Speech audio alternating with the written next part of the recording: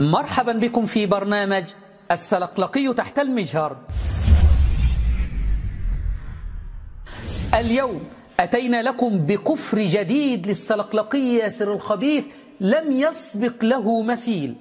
خرج علينا ناطقا بالكفر قائلا أن عين الإيمان وعين التوحيد أن نقول جميعنا أن علي هو الذي علا فقهرنا، وهو الذي يحيي ويميت، وهو الأول وهو الآخر وهو الظاهر وهو الباطن. كفر، وأي كفر؟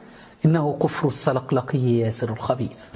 فقال، شوف دقق الآن أمير المؤمنين ماذا يقول لهم. قال لهم: أنا الذي علوت فقهرت، أنا الذي أحيي وأميت، أنا الأول والآخر والظاهر والباطن. هذا القاصر في عقله حينما يسمع مثل هذا الكلام يقول هذا كفر، كما حصل فعلا. الآن سأتم لكم الرواية وتجدون يقول هذا كفر. لكن العالم الفاهم يعرف أن هذا عين الإيمان، عين التوحيد.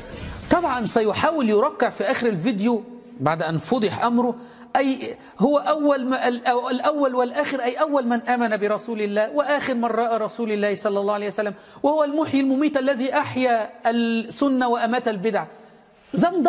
زندقة إخواني. يعني يصلح أن أنا أقول رامي عيسى أنا الخالق المحيي المميت؟ يقول خالق، أقول نعم، أنا الذي خلقت هذا الميق، أنا الذي أعطيت ابني الدواء فأحييته، أنا الذي أقتل هذا الحيوان فأميته.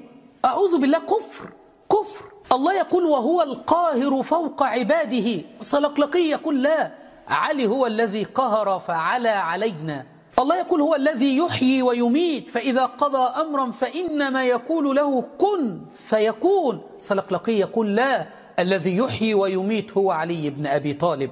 الله يقول هو الأول والآخر والظاهر والباطن، والسلقلقي يقول لا، الأول علي، الآخر علي، الظاهر علي، الباطن علي. ولا تجعل مع الله إلها آخر فتلقى في جهنم ملوما مدحورا.